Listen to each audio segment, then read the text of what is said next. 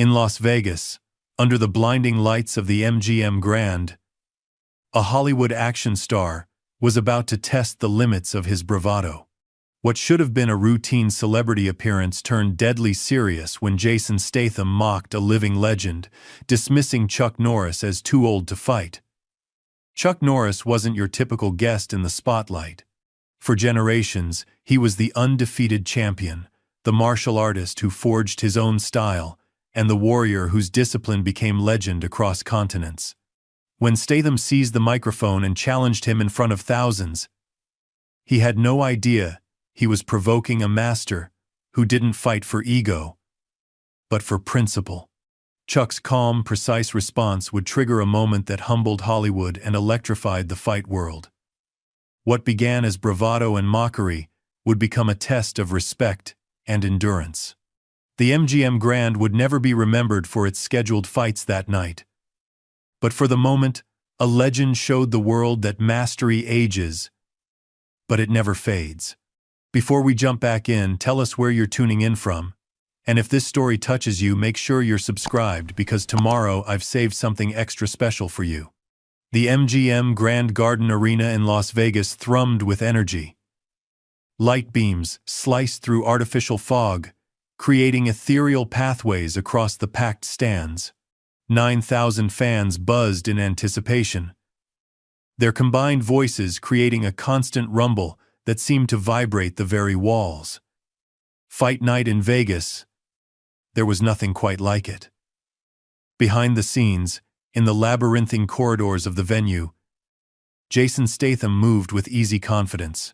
Fresh off the promotional circuit for his latest action blockbuster, he'd been invited as a celebrity guest for tonight's exhibition matches. He wore his fame like a well-tailored jacket, comfortable, imposing, designed to be noticed. "Mr. Statham! Over here!" A cluster of reporters with press badges dangling from lanyards waved microphones and cameras in his direction. Jason flashed his trademark half-smile and approached, hands casually tucked into the pockets of his designer slacks. "Just one question about tonight's exhibition," called out a woman with sharp eyes and a CNN microphone. "What do you think about Chuck Norris being announced as the special guest referee for the main event?" Jason's eyebrows lifted slightly, the smile tightening at the corners. He hadn't known that. Not that it mattered. He leaned forward, voice dropping to a conspiratorial level that somehow carried perfectly to every ear in the vicinity. "Chuck Norris? Seriously?" He chuckled, the sound both amused and dismissive. "I mean, respect to the man for what he did in his prime, but come on. That was what, 40 years ago? He's got to be pushing 80 now. Too old to even be in the ring, much less officiate a proper fight." The reporters went still for a half-second before erupting in follow-up questions. Jason continued, warming to his theme. "Look, I'm not saying the man wasn't a legend in his time. But this is 2025. The game's evolved. These fighters today would run circles around what passed for martial arts back then." He gestured vaguely toward the arena. "It's like comparing a flip phone to the latest quantum processor smartphone, isn't it? But Chuck Norris is still considered one of the founding fathers of modern MMA, pressed another reporter. "Six-time world karate champion, trained Bruce Lee." "And I respect the history," Jason cut in smoothly. "But let's be honest, these days, he's more meme than man. When was the last time anyone saw him throw a real punch instead of acting in those cowboy shows?" Camera flashes popped like lightning around him. Jason knew his words would be online within minutes. But he wasn't concerned. Controversy kept your name relevant in this business. A young production assistant nervously approached the edge of the media scrum. "Mr. Statham, they need you ringside in 5 minutes." Right then, Jason straightened, adjusting his cuffs. "Duty calls." As he moved away, the reporters immediately bent to their phones, fingers flying across screens. The whispers began spreading through the backstage area like wildfire.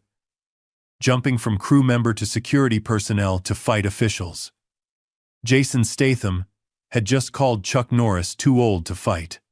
In the green room reserved for the event's special guests, a veteran promoter named Ray Mendoza watched the commotion through the open door with growing concern. He turned to his assistant. "Did you hear what Statham just said about Chuck?"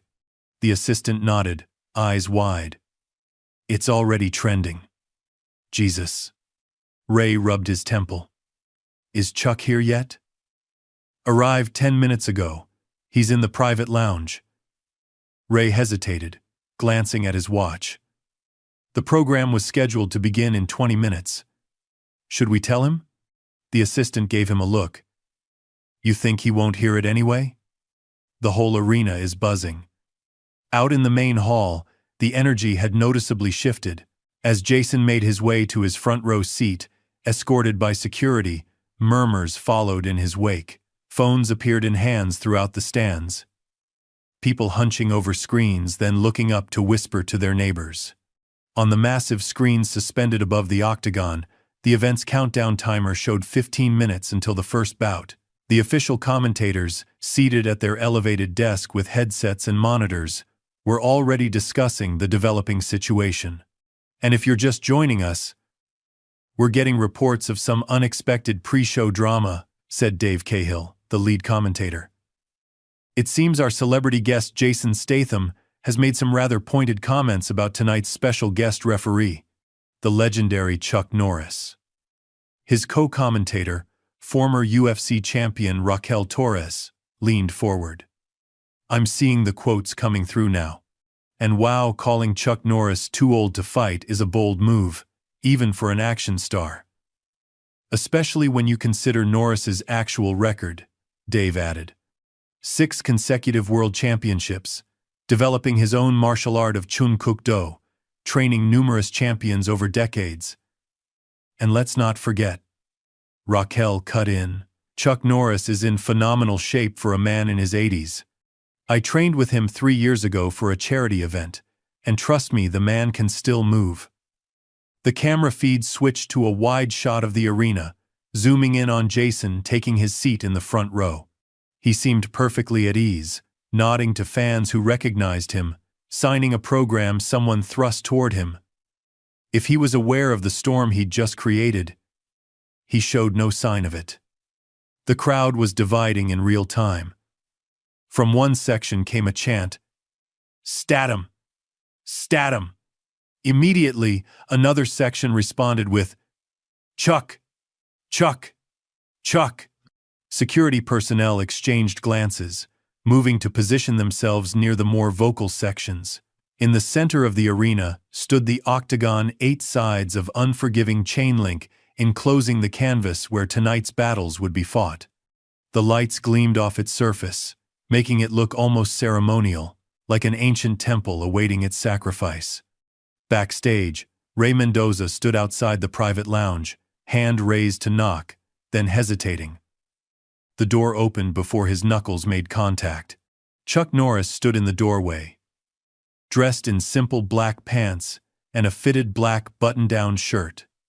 Despite being in his 80s, his posture remained perfectly upright, his movements fluid. His legendary beard, now white but impeccably trimmed, framed a face that seemed to have settled into permanent calm decades ago. "I heard," he said simply. Voice low and even. Ray blinked. I was just coming to—" "It's fine, Ray." Chuck stepped past him into the corridor. "The program's starting soon, right?" "Yes. But do you want to release a statement or something? People are talking." Chuck's eyes, still sharp despite the years, met Ray's for a brief moment. There was no anger there, no offense taken. Just a quiet amusement that made Ray suddenly feel like he was missing the joke. "No statement needed," Chuck said. He began walking toward the arena entrance, moving with the same measured confidence he'd always possessed. Actions speak louder than words. Ray hurried to catch up. So you're still officiating the main event? Chuck nodded once.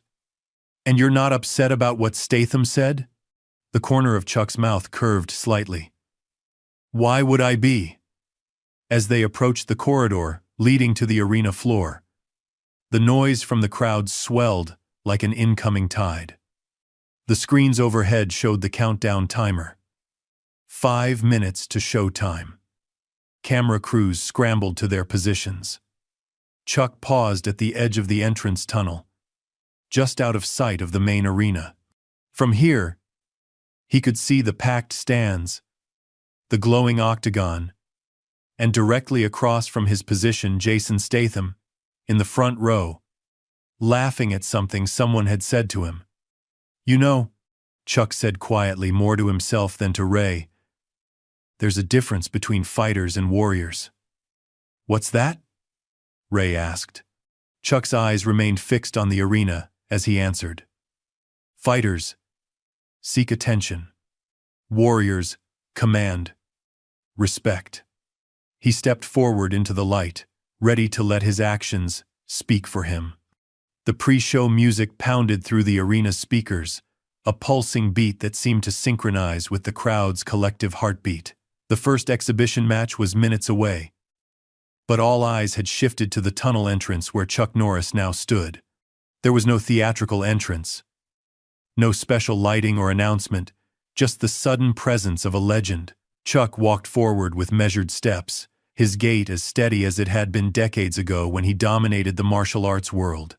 The only concession to age was a certain deliberateness to his movements, a precision that came from years of discipline rather than physical limitation. The first fans to spot him fell silent in mid-conversation, their attention magnetically drawn to his presence. The silence spread outward like ripples in a pond, section by section, falling quiet until the music seemed unnaturally loud against the human stillness. Then came the whispers, rushing through the crowd like wind through a wheat field. It's him. Chuck Norris. He's here. Cameras swiveled, capturing his approach on the massive overhead screens. A low rumble began building from the back of the arena, swelling forward until it erupted into a thunderous chant. Chuck! Chuck! Chuck! Security personnel lining the walkway stood straighter as he passed, some nodding in respect. One young guard, no more than 25, actually stepped back and saluted, a spontaneous gesture that made those around him smile. In the VIP section, conversation died as heads turned toward the approaching figure. Several well-known fighters seated there stood up, applauding without self-consciousness. Among them was Mateo Rodriguez, the current middleweight champion, who watched Chuck with unmasked admiration. Man, I had posters of him on my wall when I was a kid, Mateo murmured to his trainer beside him. Still got his book on mental discipline in my gym bag. Chuck acknowledged the fighters with a slight nod but kept moving, his path taking him along the edge of the octagon. The overhead screens now split to show both Chuck's progress and, in a smaller window, Jason Statham's reaction from his front row seat. Jason had been in mid-laugh when the crowd's energy shifted. He turned to see what had captured everyone's attention, his smile freezing momentarily when he spotted Chuck. To his credit, he recovered quickly, leaning back in his seat with exaggerated casualness. The camera caught his whispered comment to his companion.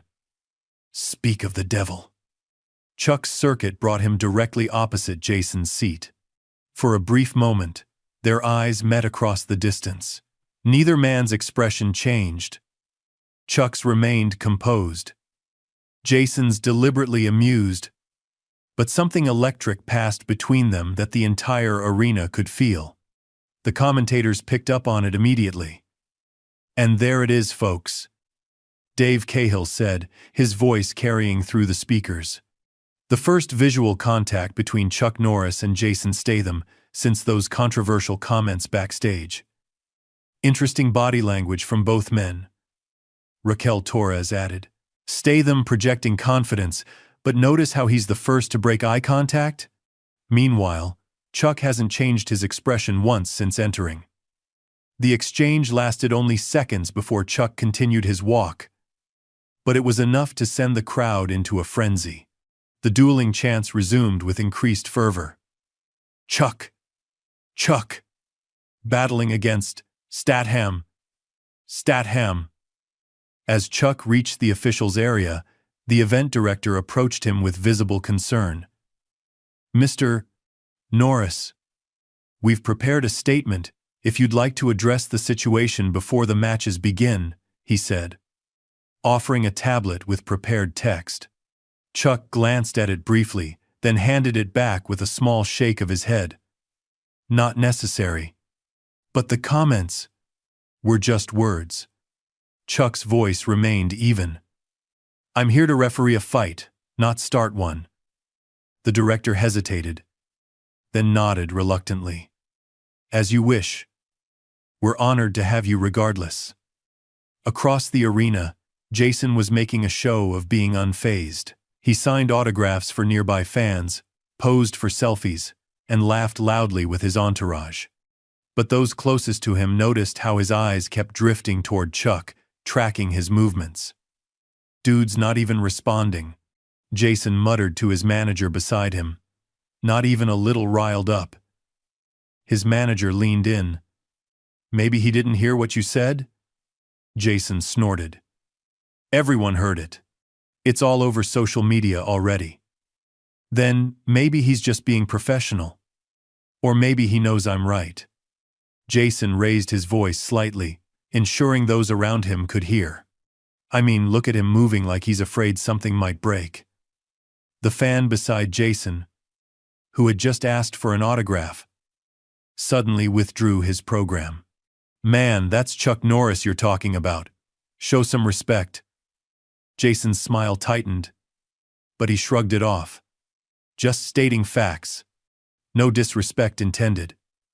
In the center of the arena, the announcer had taken his position inside the octagon, microphone in hand. The house lights dimmed except for the spotlights on the cage.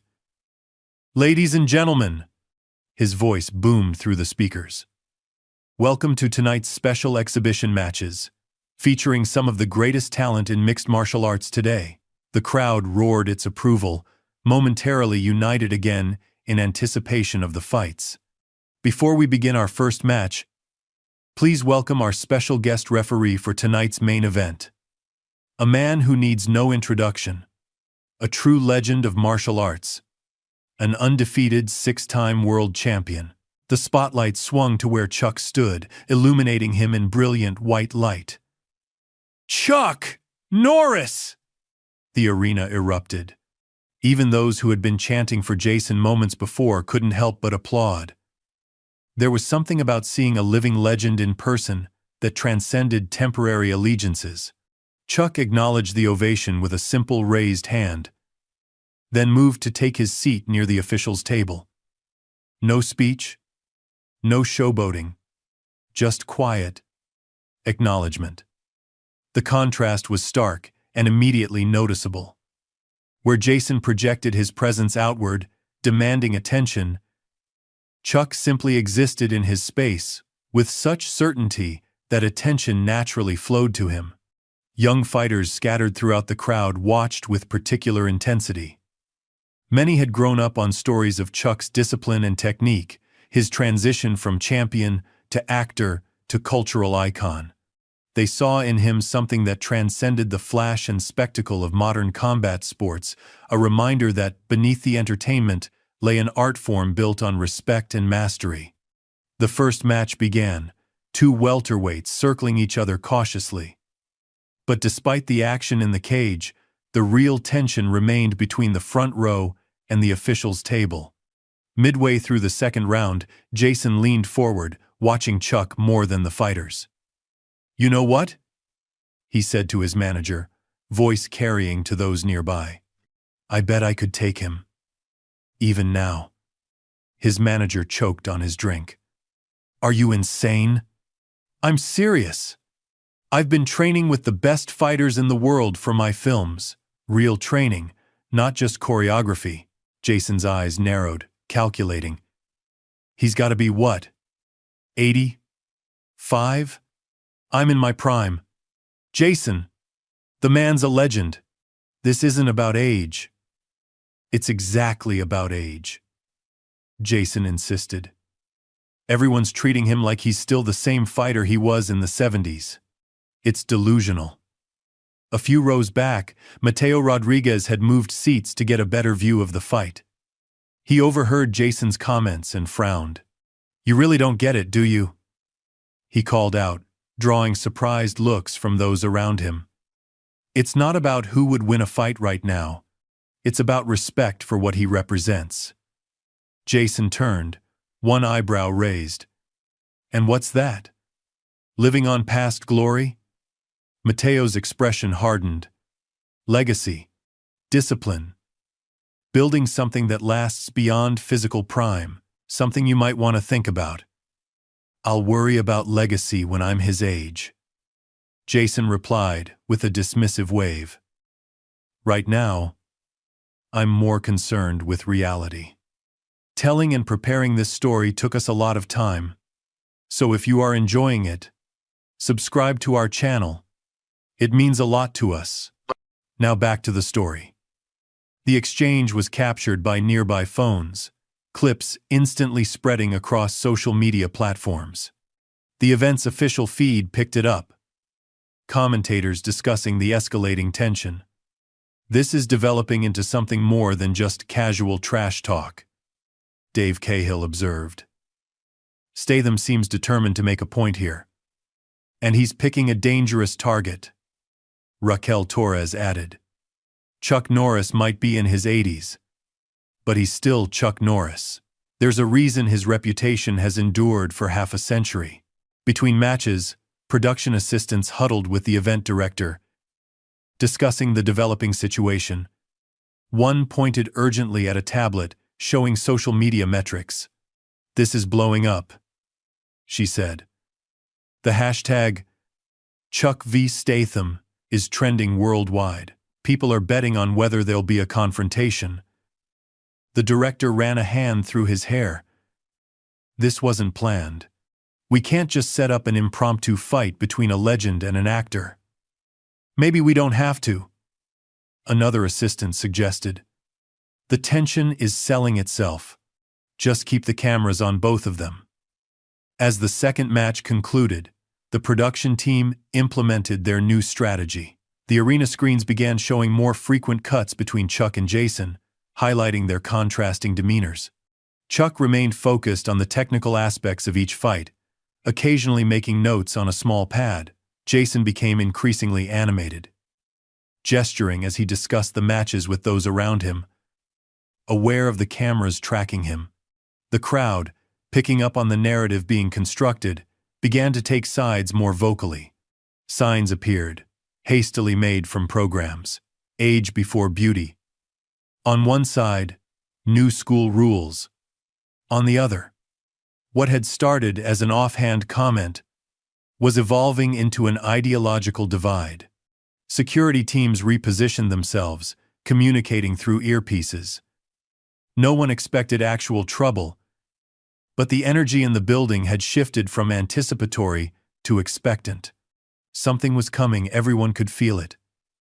In the tunnel leading to the locker rooms, Ray Mendoza watched the monitors with growing apprehension. He'd been in the fight business long enough to recognize when a situation was building toward a flashpoint. "This is getting out of hand," he muttered to his assistant. "Chuck didn't sign up for this circus. Should we suggest he leave? Let someone else referee the main event?" Ray snorted. "You want to be the one to tell Chuck Norris to back down from anything? Be my guest." As the third match began, Chuck stood and made his way toward the backstage area, presumably for a scheduled break before the main event. His path would take him directly past Jason's seat. The cameras tracked his movement. Conversations died down as he approached the front row. Jason, suddenly aware of Chuck's proximity, straightened in his seat. Their second face-to-face encounter seemed inevitable. Chuck moved with the same measured pace, neither hurrying nor hesitating. As he drew level with Jason's position, he paused, turning slightly. The arena went silent, 9,000 people collectively holding their breath. Jason looked up, meeting Chuck's gaze directly. His expression was challenging, one corner of his mouth lifted in a half-smirk. "Something on your mind?" he asked, voice pitched to carry. Chuck regarded him for a long moment, his expression revealing nothing. Then, with the slightest movement, almost imperceptible to those watching, he simply raised one eyebrow. The gesture contained multitudes: amusement, assessment, and something older and deeper, the look of a man who had nothing to prove and knew it. Without a word, Chuck continued walking, disappearing into the tunnel. The crowd exhaled collectively, then erupted in a mixture of cheers, laughter, and renewed chants. The non-confrontation had somehow carried more weight than any exchange of words could have. Jason remained in his seat, the smirk frozen on his face. But those closest to him noticed how his fingers tightened on the armrest, knuckles whitening briefly before he forced himself to relax. "Did he just?" his manager began. "Dismiss me completely?" Jason finished, voice tight. "Yeah, he did." In the commentator's booth, Raquel Torres leaned back, a slow smile spreading across her face. "Now that," she said, "was a master class in psychological warfare. Chuck Norris just won that exchange without saying a single word." Dave nodded in agreement. "The question is, what happens next? Because Jason Statham doesn't strike me as someone who takes being dismissed lightly." On the main screen, the camera lingered on Jason's face, capturing the exact moment when determination hardened in his eyes. The storm was building, and everyone knew that calm waters often preceded the most violent tempests. The crowd's energy had shifted yet again by the time the third match ended. What had begun as anticipation for the scheduled fights had evolved into something more primal, the collective sensing of an unplanned confrontation brewing beneath the official program. Phones remained raised throughout the arena, not just recording the matches but tracking the invisible thread of tension stretching between Jason Statham and Chuck Norris. In the temporary respite between bouts, the volume of conversation rose as theories and predictions flew across the stands. "No way Statham actually challenges him," a middle-aged fan in a vintage karate gi insisted to those around him. "He's an actor, not a fighter. It would be suicide." "But that's exactly why he might," argued a younger woman in designer athletic wear. "His whole brand is built on being the tough guy who backs down from nothing. If he lets this go, how's that look?" Near the fighter preparation area, a cluster of young MMA prospects huddled together, watching the proceedings with professional interest. Among them was Diego Reyes, an undefeated lightweight, considered the sport's next breakout star. "This is like watching different eras collide," he murmured to his training partners. "Old school versus new school in real time." "Who would you put money on?" one of them asked. Diego shook his head. "That's the wrong question. The real battle isn't about who's physically stronger right now, it's about whose approach to fighting, to life even, holds more truth." "Deep, bro," another fighter teased, but his expression remained thoughtful. On the screens overhead, the countdown to the main event had begun. 20 minutes remained, during which the organizers had planned a brief ceremony, honoring several pioneer fighters in attendance. The production team scrambled to adjust, knowing that the unexpected Chuck Jason narrative had captured the audience's attention far more effectively than any planned segment. Backstage, Chuck sat alone in the officials' lounge, eyes closed in what appeared to be meditation. Ray Mendoza hovered nearby, unsure whether to brief him on the escalating situation. "The directors are asking if you want security when you go back out there," Ray finally ventured. Chuck opened his eyes, the calmness in them making Ray's concern suddenly seem excessive. Why would I need security, Ray? Because Statham's been getting more worked up, not less. The guys monitoring social media say he's being egged on pretty hard by his fans. And you think he'll do something unwise? It wasn't a question. But Ray nodded anyway. His reputation's on the line now. He backed himself into a corner with those comments. Chuck rose smoothly from his chair, stretching his shoulders with the careful precision of someone who had spent decades learning the exact capabilities and limits of his body. A man creates his own corners, Ray, and his own ways out of them. He glanced at the clock on the wall. Time to head back? Almost. But Chuck… Ray hesitated, choosing his words carefully. If he does challenge you directly, you don't have to engage. No one would think less of you. The look Chuck gave him was neither offended nor amused, simply patient, as if explaining something to a well-meaning but confused child. I've never made decisions based on what others might think of me, he said quietly. That's a path that leads nowhere worth going. Meanwhile, in the arena, Jason had grown increasingly restless. The prolonged waiting between the preliminary matches and the main event had given him too much time to dwell on Chuck's dismissive non-response. Each time the crowd chanted Chuck's name, which happened with frustrating regularity, Jason's jaw tightened almost imperceptibly. This is ridiculous, he muttered to his manager. They're treating him like he's some kind of untouchable god. He's an icon, his manager replied. The voice of reason increasingly strained. People have grown up with Chuck Norris as the definition of a martial artist. Based on what? Movies that are older than half the people here? Internet jokes? Jason's voice rose enough that nearby fans turned to look. When was the last time anyone saw him actually fight?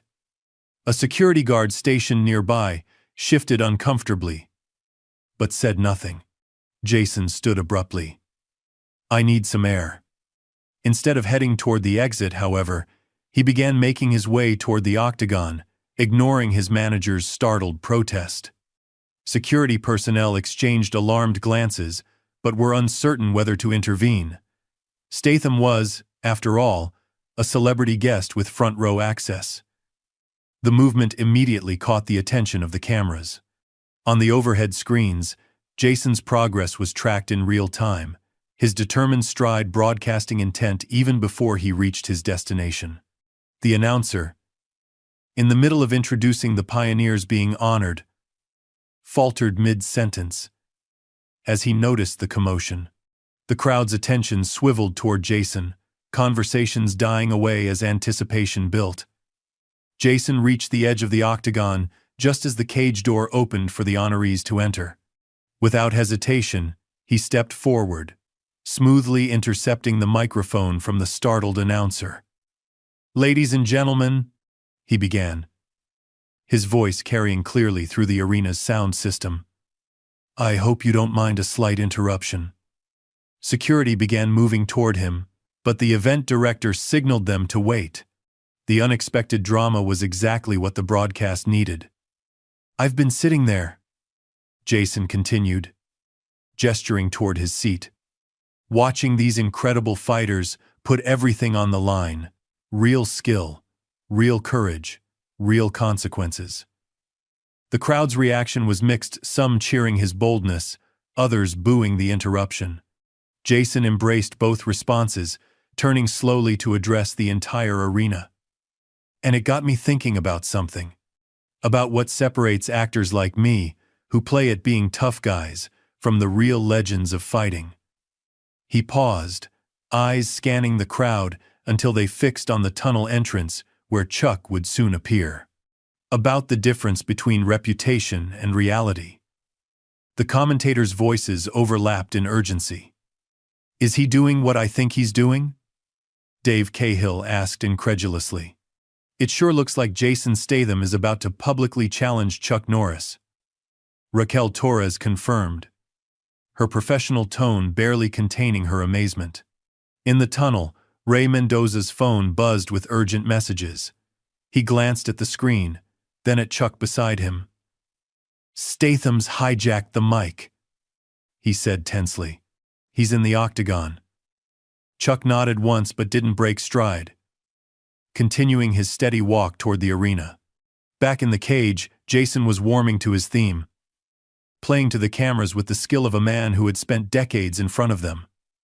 Chuck Norris is a legend, we all know that. His contributions to martial arts are undeniable. He paused, letting the crowd's approving response wash over him before adding, "But legends belong in history books. We're here tonight to witness the present state of fighting, aren't we?" The mood shifted, uncertainty rippling through the stands. Jason sensed it and pressed his advantage. "So I've got a proposition that might make this exhibition even more interesting." His voice dropped, creating intimacy despite the thousands listening. "A special addition to the card. Not scheduled, not rehearsed, not choreographed." A murmur built across the arena as understanding dawned. Phones lifted higher, recording every word. "Chuck Norris versus Jason Statham," he announced, each word deliberate and clear. "Right here. Right now. No stunts. No camera tricks. Just reality." The crowd's reaction was immediate and deafening, a mixture of shock, excitement, and disbelief that crashed like a wave around the octagon. Security personnel moved closer to the cage, awaiting instructions from increasingly panicked event organizers.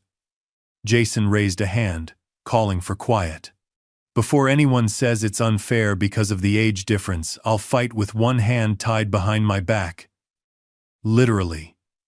He grinned, the expression both challenging and self-deprecating. "Seems fair, right? The legend versus the actor, handicapped to level the playing field."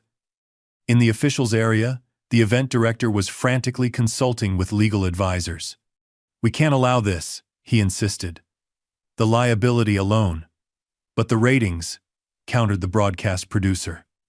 "This would be the most watched exhibition in history." "It's not happening," the director stated firmly. "Get security to remove him from the cage." Respectfully, but immediately. Before the order could be executed, a hush fell over the arena. All eyes turned toward the tunnel entrance, where Chuck Norris now stood, illuminated by the spotlight that had automatically tracked to his position. The contrast could not have been more stark. Jason, in the center of the octagon, microphone in hand, body language expansive and challenging. Chuck at the edge of the arena, making no move to approach, his stillness somehow more commanding than any gesture could have been. For a long moment, neither man moved. The crowd held its collective breath. Then Chuck began walking forward, his pace unhurried, but purposeful. Security moved to intercept him, but he continued past them as if they weren't there. Not pushing through, not asserting authority, simply moving with such quiet certainty that they instinctively stepped aside. The path to the octagon cleared before him. Fans leaned forward in their seats, phones recording from every angle. Social media platforms crashed briefly under the sudden surge of live streaming attempts. Jason watched Chuck's approach, microphone still gripped in his hand, expression moving between confidence and the first flicker of uncertainty. He had expected refusal, perhaps outrage, not this calm advance. Chuck reached the cage door. The security guard stationed there hesitated, looking toward the official's table for guidance. Finding none, he made his own decision, stepping aside and opening the door without a word. As Chuck entered the octagon, the crowd rose to its feet, chanting his name in unison. "Chuck! Chuck! Chuck!" He moved to the center of the cage, stopping a few feet from Jason. He wore no expression beyond slight attentiveness, as if waiting for a student to complete a thought before offering correction. Jason gathered himself, raising the microphone. "So, Chuck," he said, voice carrying easily through the now silent arena, What do you say to my challenge? 1 round, 1 hand behind my back. For the fans. He extended the microphone toward Chuck, the gesture somewhere between offering and demanding. Chuck regarded the microphone for a moment, then looked directly at Jason. The calmness in his gaze was unnerving in its completeness, not the practiced cool of a celebrity, but the centered stillness of a man who had found his balance decades ago and never lost it. He took the microphone, his movement economical and precise. The arena went completely silent.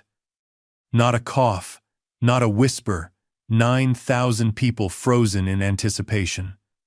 Chuck raised the microphone slowly.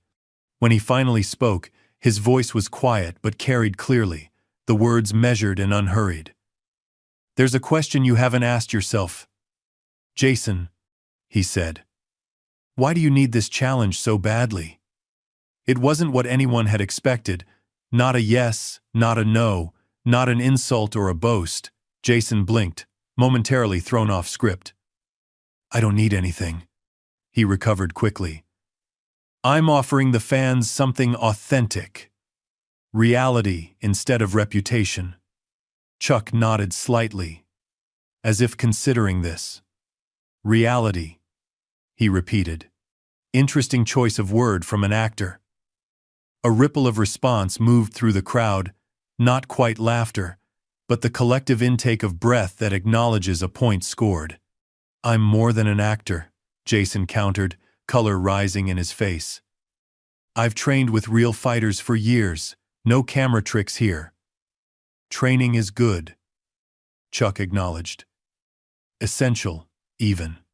But there's a difference between training to look like you can fight and training because fighting has chosen you.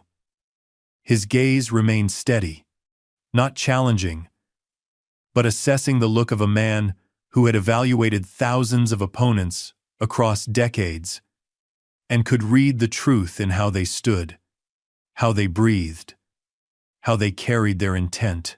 So that's a no then? Jason pressed, voice hardening. The legend backs down? Chuck shook his head, the movement almost imperceptible. I don't need to fight you to prove anything, Jason. And you don't need to fight me to learn what you're really looking for. And what's that? Jason's tone was sarcastic now, defensive. Validation, Chuck said simply. But it doesn't come from challenges or cameras or cheering crowds. It comes from within. He extended the microphone back toward Jason, who took it automatically, expression conflicted. Chuck turned to leave the octagon, his message delivered. He had taken 3 steps when Jason's voice rang out behind him, amplified by both microphone and rising emotion. That's it? A fortune cookie wisdom drop? And then walk away? The frustration in his voice was raw, genuine in a way his earlier performance hadn't been. Prove it in the cage, like everyone else has to. Chuck paused, then turned back slowly. Something had shifted in his demeanor, not anger, not even annoyance, but a focused attention that made the hairs on the back of Jason's neck stand up. You want proof? Chuck asked. Voice pitched to carry without the microphone. Put down the mic. Jason hesitated, then tossed the microphone to the side of the cage where it landed with feedback squeal. The crowd went completely still. Even those who had been loudly cheering for Jason moments before sensed the shift in atmosphere. This was no longer entertainment. It was something older, more elemental. In the commentator's booth, Dave and Raquel fell silent, understanding that no narration was needed for what was unfolding. Jason squared his shoulders, his celebrity persona falling away to reveal the fighter he'd worked to become behind the scenes of his action films. He raised his hands in a competent guard position, balance centered, eyes focused. No handicap, he said, voice carrying in the silence. Just you and me, fair and square. Chuck studied him for a moment, then nodded once. He made no move to remove his button-down shirt or change his stance. He simply stood, hands relaxed at his sides, waiting. The stillness stretched between them, taut as a wire. Jason shifted his weight, clearly uncertain how to proceed against an opponent who wasn't even in a fighting stance. "Are we doing this or what?" he finally asked, tension bleeding into his voice. "Whenever you're ready," Chuck replied calmly. The simple response triggered something in Jason.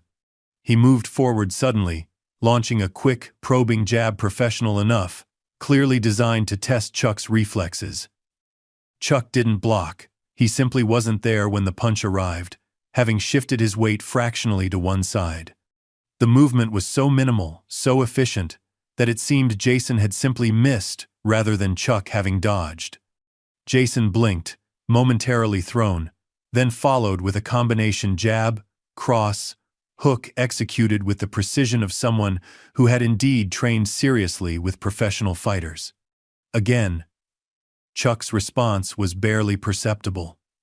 Small adjustments in position, subtle shifts in weight, each movement exactly calibrated to the minimum necessary to avoid contact. He didn't counter, didn't strike back. He simply wasn't where the punches were.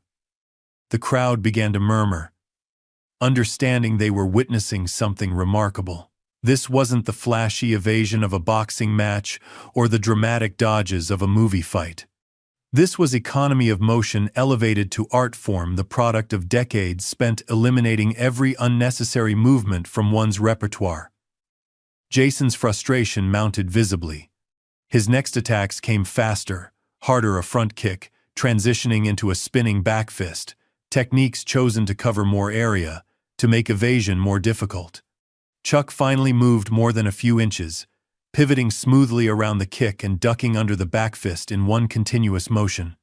As Jason's momentum carried him forward, Chuck simply placed a hand on his shoulder, not a strike, not even a push, but a touch that somehow redirected Jason's energy and sent him stumbling 3 steps to regain his balance. The touch contained a message that everyone watching could read. "I could have ended this, but chose not to." Jason turned, breathing harder now, face flushed with a mixture of exertion and embarrassment. "Fight back," he demanded, the words escaping before he could stop them. Chuck's expression remained unchanged, but something in his eyes shifted, a decision made. He nodded once, not in agreement, but in acknowledgement. "As you wish." He moved toward Jason, not charging, not rushing, but advancing with the same measured pace he'd maintained since entering the arena. Jason set himself, ready for whatever attack might come. What happened next occurred so quickly that many in the audience would later debate exactly what they'd seen. Chuck closed the distance, made 3 precise movements, and suddenly Jason was on one knee, one arm immobilized in Chuck's grip, the other hand braced against the mat to keep from falling completely. The hold wasn't painful. Jason's expression showed surprise rather than discomfort, but it was utterly controlling. To everyone watching, the message was clear. This could end instantly if Chuck chose. For 3 heartbeats, they remained frozen in that position. Jason kneeling, Chuck standing calmly beside him, holding the younger man's wrist and elbow in a textbook joint lock that any martial arts student would recognize from their first weeks of training. Then Chuck released him and stepped back, creating space between them. Jason rose slowly, rubbing his arm, though there was no injury. His expression had transformed completely, the cocky grin, the challenging sneer, all gone. In their place was something rarely seen on the action star's face: humility.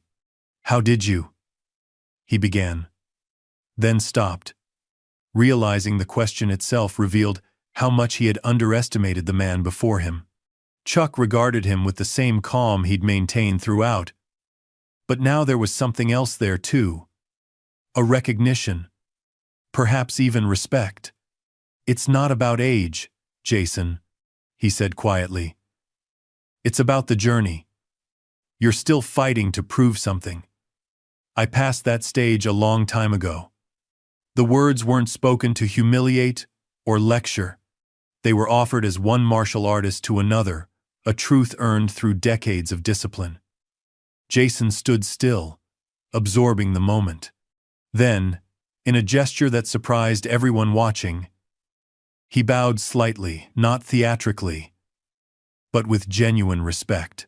"Thank you for the lesson," he said, voice low enough that only Chuck and those nearest the cage could hear. Chuck acknowledged the bow with a slight nod. "The journey doesn't end, you know. It just changes form."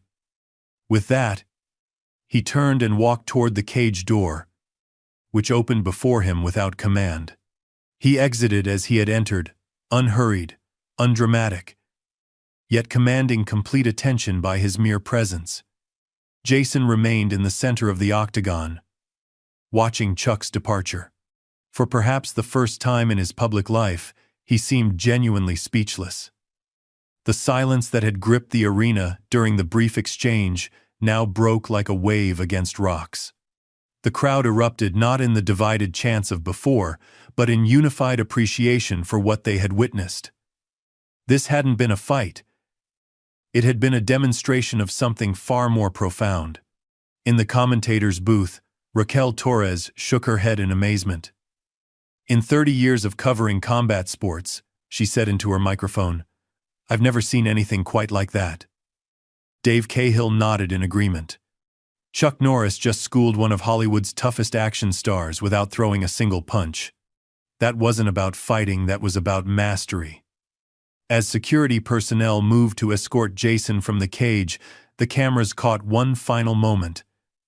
Jason looking toward the tunnel where Chuck had disappeared, his expression thoughtful, almost introspective, as if re-evaluating everything he had assumed about strength, about fighting, about himself. The challenge had escalated exactly as everyone had anticipated. The resolution, however, had transcended everyone's expectations. The main event was scheduled to begin in 15 minutes. But the arena buzzed with the aftershocks of what had just transpired between Chuck Norris and Jason Statham. Production assistants scurried through the back corridors, frantically adjusting the program to accommodate the unexpected interlude. Social media platforms exploded with clips from dozens of angles, each capturing fragments of the brief but profound exchange. The touch was already trending worldwide, referring to that single, deliberate moment when Chuck had placed his hand on Jason's shoulder, redirecting him without force. In the VIP section, professional fighters debated what they had witnessed in hushed, reverent tones. "Did you see how little he moved?" Mateo Rodriguez gestured with his hands, trying to capture the economy of Chuck's movements. "That's not just skill. That's something beyond technique. It's efficiency," Diego Reyes replied, his eyes still fixed on the empty octagon. "When you've practiced something for 50 years, you learn to eliminate everything unnecessary." Nearby, a veteran coach who had remained silent throughout the exchange finally spoke up. "What you boys just saw wasn't fighting, it was the difference between knowledge and wisdom."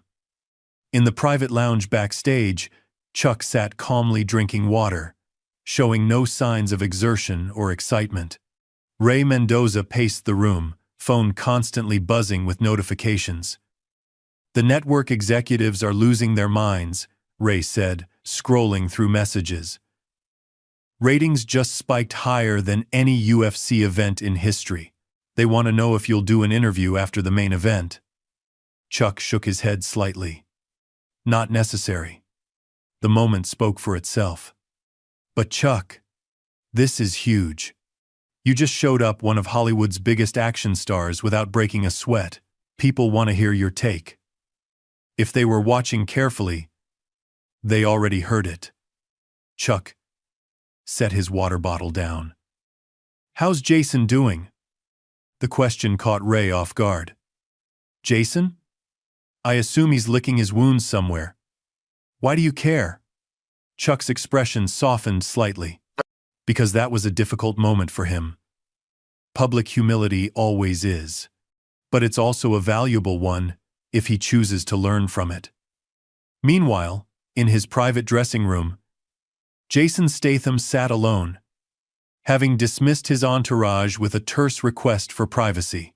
He stared at his reflection in the mirror, seeing himself with newly critical eyes.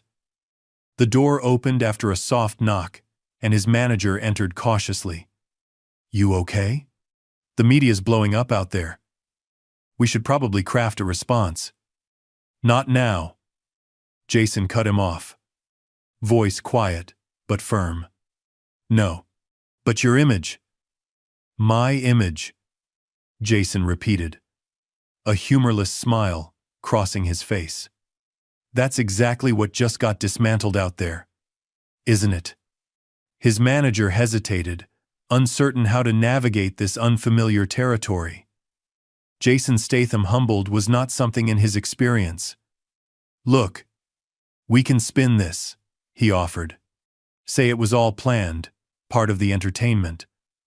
Or highlight that you had the courage to challenge a legend. Focus on the respect angle."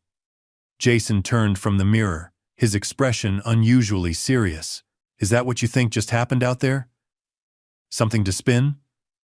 "I'm just trying to protect your brand." "My brand?" Jason nodded slowly. "The tough guy who backs down from nothing. The action hero who can handle himself in any situation." He gestured toward the door, toward the arena beyond. "He didn't even have to try, Pete. Do you understand that? All these years I've been training, building myself up, and he handled me like I was a beginner." His manager shifted uncomfortably. "He's Chuck Norris. That's his whole thing." "No." Jason shook his head firmly. "That's what I thought too. That it was just a reputation, a meme, a cultivated image." He stood up, pacing the small room. "But out there, I felt something I haven't felt since my first day in a dojo 20 years ago. Complete and total control, not through force, but through—" he struggled for the right word. "Through presence." A knock at the door interrupted them. A production assistant peeked in nervously. "Mr. Statham? The director was wondering if you'll be returning to your seat for the main event. It's starting in 10 minutes. Jason paused, considering. Part of him wanted to leave to escape the arena and the thousands who had witnessed his humbling. But something deeper, something that had been awakened by those brief moments in the cage, pushed against that impulse. "Yes," he decided. "I'll be there." The assistant nodded and departed. His manager gave him a questioning look. "Are you sure? No one would blame you for ducking out after that." "That's exactly why I need to stay," Jason replied, straightening his jacket. "Running away would just prove I didn't learn anything." As Jason made his way back to the arena floor, he was acutely aware of the eyes following him, the phones lifting to capture his return. The crowd's reaction was mixed. Some applauded his willingness to show his face, others whispered behind their hands. He kept his gaze forward, expression composed. He reached his seat just as the lights dimmed for the main event introduction. Across the arena, Chuck had taken his position as special guest referee, standing quietly at the edge of the octagon. The announcer's voice boomed through the speakers. "Ladies and gentlemen, it's time for our main event of the evening." The crowd roared in response, temporarily distracted from the earlier drama. But as the first fighter made his entrance, complete with blaring music and elaborate light show, Jason found his attention drawn not to the spectacle, but to Chuck's stillness amid the chaos. While everyone else reacted to the sensory assault, cheering, moving, engaging with the energy, Chuck remained centered, his focus internal rather than external. It was a contrast Jason had never fully appreciated before. The difference between being moved by one's environment and choosing one's relationship to it. The fighters entered the cage, went through their final preparations, and took their positions. Chuck moved to the center, gathered them for final instructions, then stepped back with a simple, "Fight clean. Begin." The bell rang, and the main event was underway. What followed was a technical masterpiece, both fighters displaying years of training and strategy, trading positions of advantage, testing each other's defenses. But Jason found himself watching not just the fighters but the referee, observing how Chuck moved with them, always in perfect position, without ever intruding on their exchange. Midway through the second round, a pivotal moment occurred. One fighter caught the other with a stunning combination, sending him staggering back against the cage. The crowd surged to its feet, sensing a potential finish. The dominant fighter rushed forward, launching a flying knee that appeared certain to end the contest.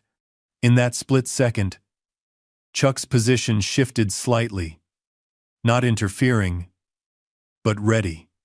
The knee missed by centimeters, allowing the defending fighter to clinch and recover. The match continued, balance restored. But Jason had seen something critical. Chuck had known exactly what would happen before it did. His slight adjustment in position hadn't been reactive, it had been preemptive, based on a reading of intention and possibility that went beyond mere observation. The realization sent Jason's mind back to their encounter. Had Chuck known every move Jason would make before he made it? Had the entire exchange been like a chess master playing against a novice, the outcome determined before the first piece moved? The fight continued into the third round, both competitors showing signs of fatigue but continuing to display remarkable skill. Jason found himself appreciating the technical aspects in a way he never had before, seeing beyond the dramatic moments to the fundamentals that made them possible. Between rounds, his gaze met Chuck's across the distance. No words were exchanged, no gestures made. But something passed between them. A recognition, perhaps. Jason nodded slightly, and Chuck acknowledged with the barest inclination of his head. In that moment, something shifted in Jason's understanding. The humiliation he had felt began to transform into something else, not quite gratitude, not yet, but a recognition that what had happened in the cage had been necessary. A correction to a course he hadn't known was off. The main event concluded with a decision victory after 5 grueling rounds. As the winner's hand was raised, the crowd exploded in applause, appreciative of the heart and skill displayed by both competitors. Chuck completed his official duties, then made his way toward the exit tunnel, his portion of the evening complete. As he passed near Jason's seat, he paused briefly. "Impressive fight," Jason offered, the words simple but genuine. "They both showed true spirit." Chuck agreed. Then, after a moment's consideration, "The hotel has a private training room. 6 a.m. tomorrow, if you're interested." Before Jason could respond, Chuck continued on his way, disappearing into the tunnel that led backstage. Jason sat back in his seat, processing the invitation. His manager leaned over. "What was that about?" "I think," Jason said slowly, "it was about continuing the lesson."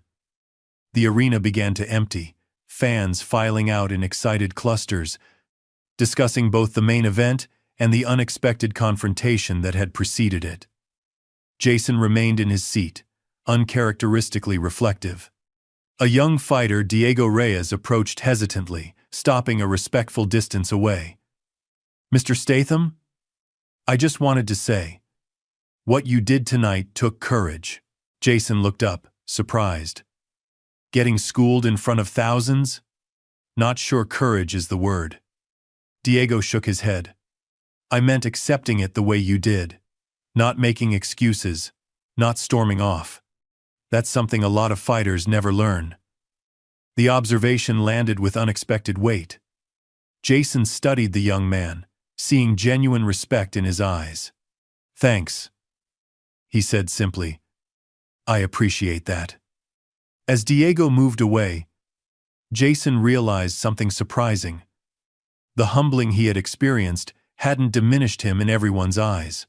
For some, perhaps those who understood fighting on a deeper level, It had revealed something more valuable than the image he had cultivated.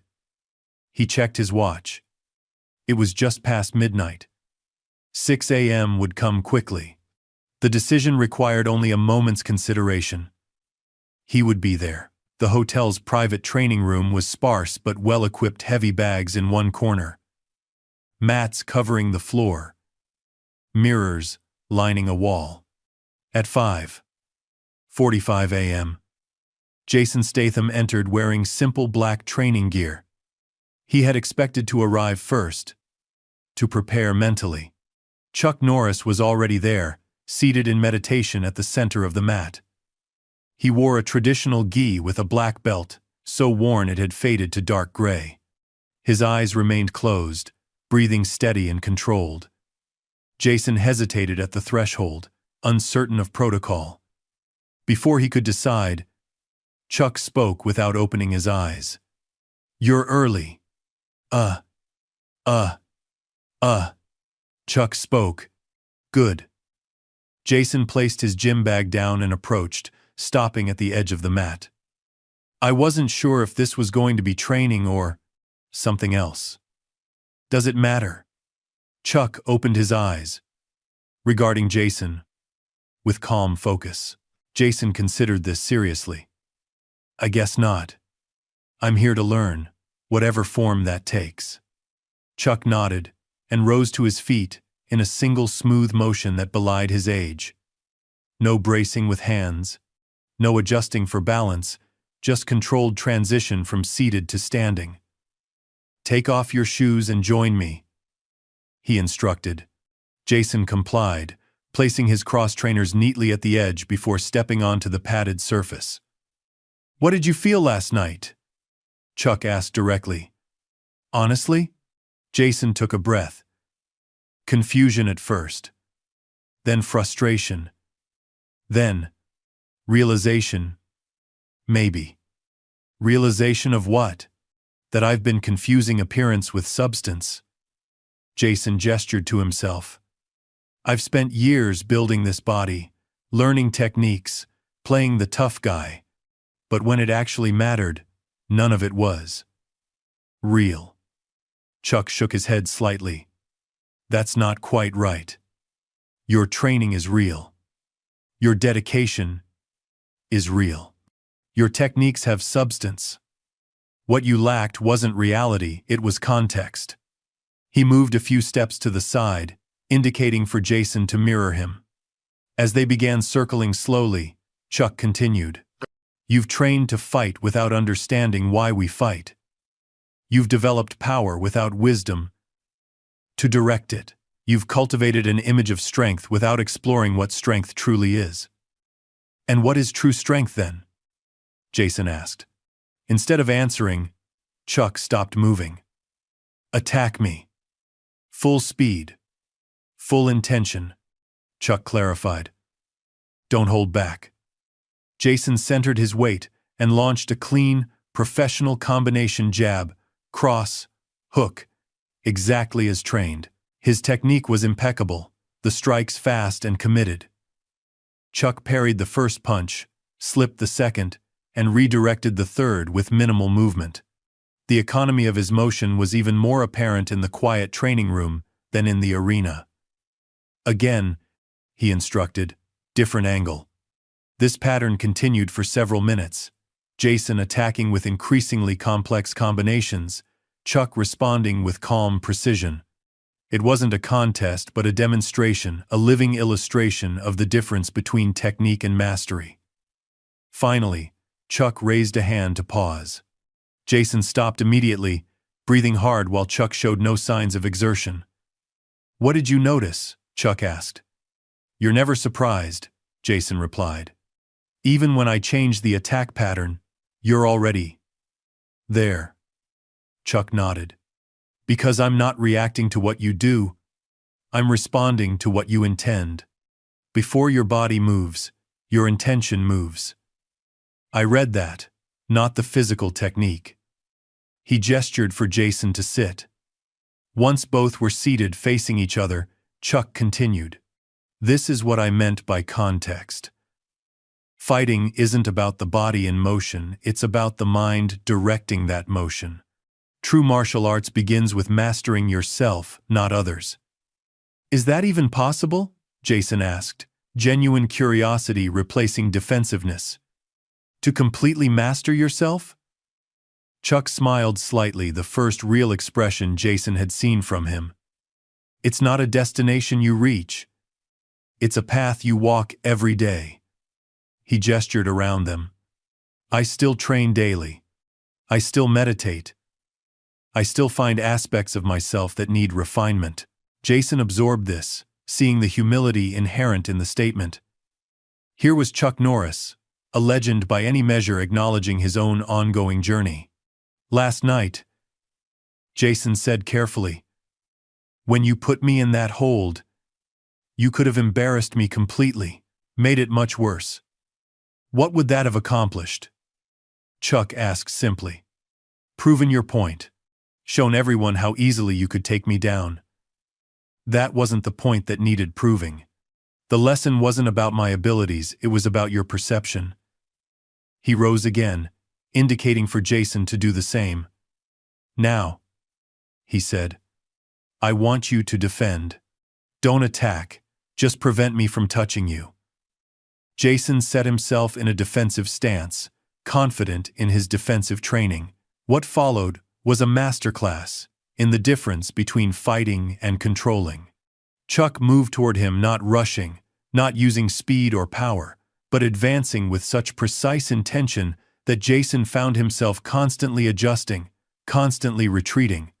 Each time he thought he had established a solid defense, Chuck would find the gap in his awareness.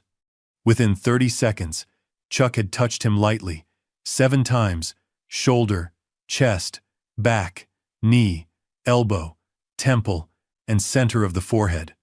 None were strikes, they were demonstrations of access. Jason stood still, processing what had happened. It hadn't felt like losing a fight.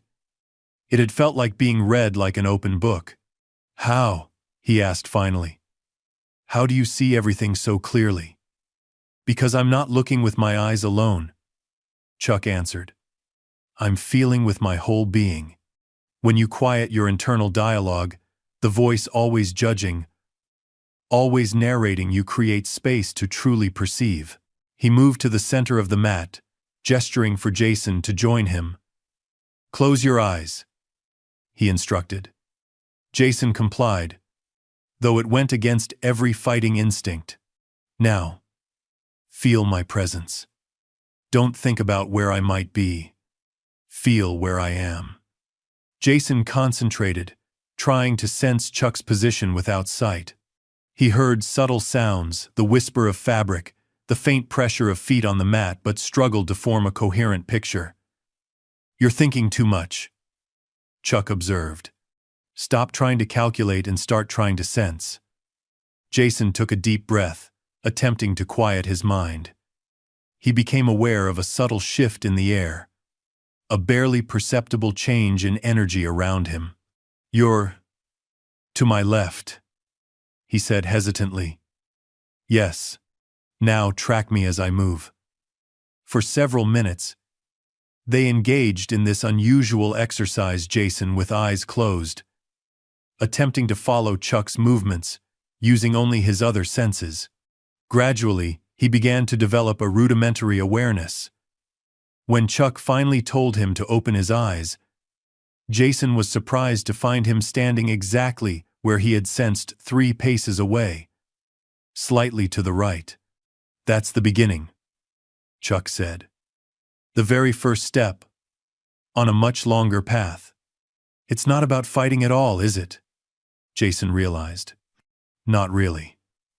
Fighting is just the vehicle, Chuck confirmed. The destination is self-knowledge. The techniques, the physical conditioning, their means, not ends. He walked to the edge of the mat and wiped his face with a towel. A gesture so normal, so human, that it struck Jason forcefully. This legend was also just a man who had dedicated his life to a particular path.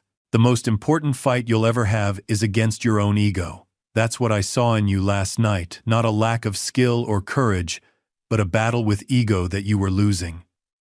The observation hit with the force of revelation. Jason had never considered his confidence as something separate from himself, an identity constructed rather than his essential nature. "So, what now?" he asked. Chuck regarded him thoughtfully. "That depends on what you want.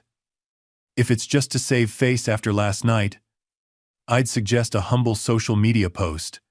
But if it's something deeper, I want what you showed me," Jason said after genuine consideration. "Not the techniques. The clarity. The certainty." Chuck nodded, satisfied. "Then this is just the beginning. Real training, the kind that transforms rather than just develops, takes time and commitment." He extended his hand. "Are you willing to put in that time?" Jason looked at the offered hand, weathered by decades yet still powerful in its stillness. He grasped it firmly. "Yes," he said simply. "I am." The handshake sealed something more significant than either articulated. It was an acknowledgement of transition from confrontation to mentorship, from arrogance to humility, from image to substance. As they concluded, Chuck offered one final observation. "The strongest fighters I've known were never the ones who needed to prove themselves. They were the ones who had nothing to prove because they had already confronted their greatest opponent themselves." Jason gathered his things, the words settling deep within him. As he reached the door, he turned back. "Same time tomorrow?" he asked. Chuck smiled slightly. 6 a.m. Don't be late." 3 months later, the MGM Grand Garden Arena hosted another fight night. Jason Statham arrived without fanfare, wearing a simple dark jacket over a black t-shirt more subdued than his usual public appearance attire. "Mr. Statham," called a reporter who spotted him, "care to comment on the rumors about your training with Chuck Norris?" Jason paused, considering. 3 months ago, he would have used the moment to craft a narrative that enhanced his image. Now, he simply smiled. "Some things are better experienced than discussed," he said, before continuing to his seat. Social media had been abuzz with occasional glimpses of Jason and Chuck, a photo taken by hotel staff showing them in the private training room, a brief video clip of them running together along the Vegas Strip at dawn. But neither man had made any public statement about their ongoing connection. In the time since that first morning session, Jason had maintained a disciplined routine. 6 days a week, he arrived at the training room by 5:45 a.m. Chuck was always there before him, always prepared, always focused. Their work together had evolved from physical techniques to include meditation, breathing practices, philosophical discussions, and the study of classical martial arts texts. For someone accustomed to the spotlight, the privacy of this journey had been its own challenge. Jason had built a career on being seen, on transforming private effort into public persona. Learning to value the work for its own sake represented a profound shift in his understanding of worth and purpose. As he settled into his seat, Jason noticed Chuck entering from the opposite side. Their eyes met across the distance.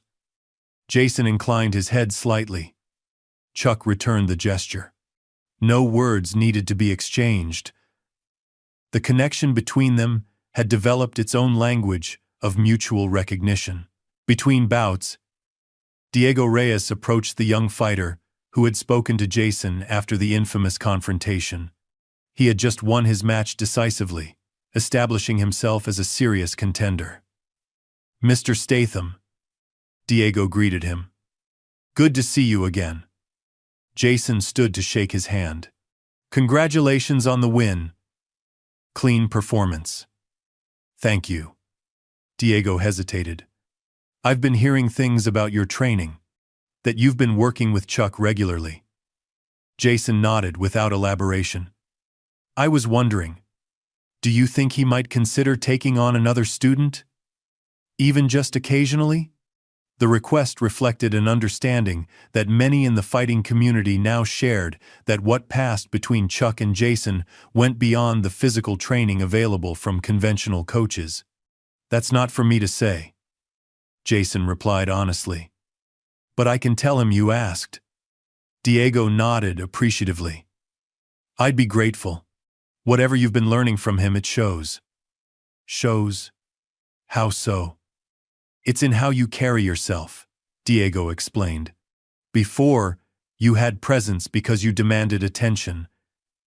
Now, you have presence because you don't need it. He shrugged slightly. Fighters notice these things.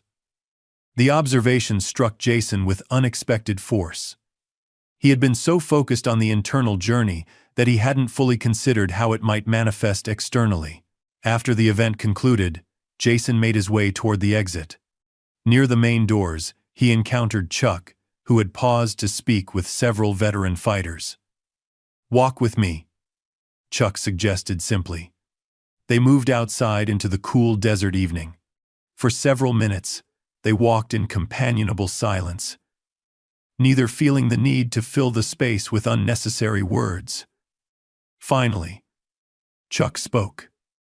Diego Reyes. He asked about training. Jason nodded, unsurprised that Chuck had noticed their interaction. He's serious about it. Not looking for publicity, he genuinely wants to learn. Chuck considered this. Send him tomorrow. 5:30. They continued walking, passing the elaborate fountains of the Vegas Strip that shot illuminated water into the night sky. You know, Jason said after a while, 3 months ago, I thought I understood fighting. Thought I understood strength. He shook his head. I didn't know anything. You knew techniques, Chuck corrected gently. But techniques without philosophy are just organized violence. Jason nodded. The director of my next film called yesterday. Wanted to know if I'd incorporate some of what I've been learning into the fight sequences, make them more authentic. And what did you tell him? That some things aren't meant for show. Jason glanced at his mentor. That felt right. But, is it selfish to keep knowledge private? Chuck smiled slightly. It's not about keeping knowledge private. It's about respecting its context. What we practice isn't for entertainment, it's for development. Different purpose, different path. They reached a quiet spot away from the main strip. Chuck stopped, turning to face Jason directly. You've changed, he observed, not a question or compliment, simply recognition of fact. Because of your teaching, Jason acknowledged. Chuck shook his head. No. Because of your learning. I only opened the door. You chose to walk through it. There's something I've been wanting to ask, Jason said, his tone shifting. That night in the cage, you could have embarrassed me completely. Made me look foolish in front of millions. Why didn't you? Chuck considered the question with thoughtful attention. Humiliation doesn't teach, he said finally. It only creates resistance. True learning requires an open mind, and humiliation closes the mind. He looked directly at Jason. Besides, fighting isn't about defeating others. It's about mastering yourself. But I challenged you publicly, Jason pressed. Disrespected your legacy. And how would responding with public humiliation have honored that legacy? Chuck countered. Everything I've built centers on respect for oneself, for others, for the art. Breaking that principle to protect my ego would have undermined everything I stand for. They approached the hotel. Before entering, Chuck paused. Tomorrow is the last day, he said. Jason looked at him in surprise. Of training? Of this phase, Chuck clarified. You've learned what I can teach you for now. The rest of the journey is yours to continue. "I don't feel ready," Jason admitted.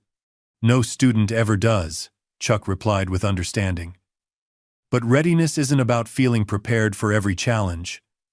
It's about developing the capacity to meet challenges as they come." He placed a hand on Jason's shoulder, the same light touch that had redirected him in the cage months ago, but now conveying support rather than control. "The path doesn't end," Chuck assured him. "It just continues under your own direction." Inside the hotel lobby, they encountered a group of fans. Without discussion, both men stopped, taking time to acknowledge each person with genuine attention rather than celebrity obligation. A final fan approached a middle-aged man with his teenage son. "Mr. Norris, Mr. Statham," the father began. "My son and I have been following your story since that night at the arena. It's meant a lot to us watching how something that started as a challenge turned into, well, something else." The son nodded eagerly. "I started training in martial arts because of it. Not just the techniques, but the philosophy behind it." Chuck and Jason exchanged a glance, sharing a moment of recognition. What had begun as a public confrontation had rippled outward, affecting lives they would never know. "The technique is just the beginning," Chuck told the young man. "The real practice happens in here." He touched his heart briefly. "And up here," Jason added, tapping his temple. Later that evening, Jason received a message from his agent. "TMZ has photos of you and Chuck at the fights tonight. They're running a story speculating about your secret training regime. Want me to issue a statement?" 3 months ago, his immediate reaction would have been to control the narrative. Now, he simply typed, "No statement needed. Let it be." He set the phone aside and began his evening meditation, the practice Chuck had taught him for quieting the mind before sleep. As he closed his eyes and focused on his breath, he felt a deep sense of alignment that no public acclaim had ever provided. The lesson of respect had come full circle. What had begun with disrespect born of ignorance had evolved into self-respect born of knowledge. He had learned that true strength wasn't about dominance or display. It was about integration, mind and body, action and intention, past and present. For in the end, that was the essence of the lesson. Not that Chuck Norris could defeat Jason Statham in a fight that had never been in question, but that true victory comes not from conquering others, but from conquering oneself. Up next, we have 2 more incredible stories that are waiting for you. Just click the image you want to watch, and it will take you there. If you enjoyed this video, make sure to subscribe. It would mean a lot.